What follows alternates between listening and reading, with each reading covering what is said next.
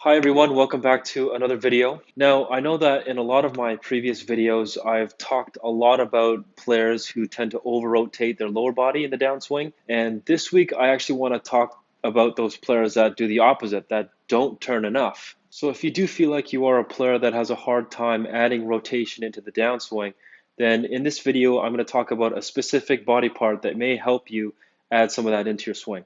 And like always, if you enjoyed this video, please leave a like. And if you are visiting my channel for the first time, please subscribe to see more golf-related content.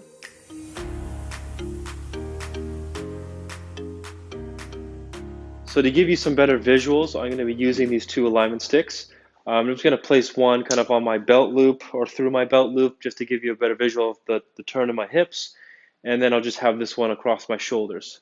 All right, so with these alignment sticks here, just looking at me from the side view, I just want to explain some basic movements that will allow the body to turn. When I get these alignment sticks to move or my body to rotate, the first thing that I want you to pay attention to is the change in flex in my knees. Okay, and this is really, really important because a lot of people have been told in the past, keep their trail leg bent, turn into the trail leg. But I think that really is very limiting for a lot of people. So, and it's completely normal for players to have some degree of flex change in the knees. And if you watch closely, if I didn't change my knee flex at all, and I kept my knees very, very straight or kind of parallel with each other, there would be no way for me to kind of make that stick along my waist really move much. So the changing in flex of the knees throughout the backswing and into the downswing is what I want to mainly talk about in today's video, just because I think a lot of people have many misunderstandings about it. So I think for the most part, many players that I teach this to have a good understanding of the importance of the knee flex change in the backswing and how it relates to their hip turn. But it's when a player makes their downswing where they have a bit more of a misunderstanding with. When they make their backswing, the mistake that I see a lot is that they extend out both legs almost immediately into the downswing like this. So instead of when they change their flex the knees in the backswing, they come down and just straighten out both knees. So when a player stiffens out both of their knees coming down, they're not really rotating their bodies, as you can see with the alignment stick against my hip there. And it's important to note that if you're going to change your flex in the backswing, where your lead knee bends forward and your trail knee kind of straightens out just a little bit, then it needs to happen in reverse, coming down.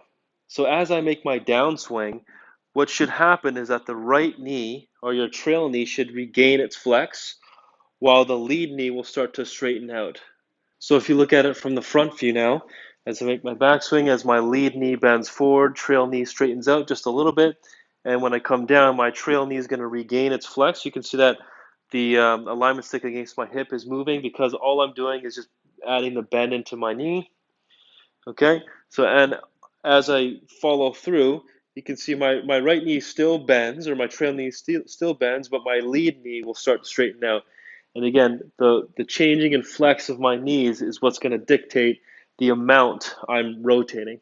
So if you do feel like a player that tends to lock out their knees coming down, then it's very likely that at some point in the follow through you feel very stuck or jammed up.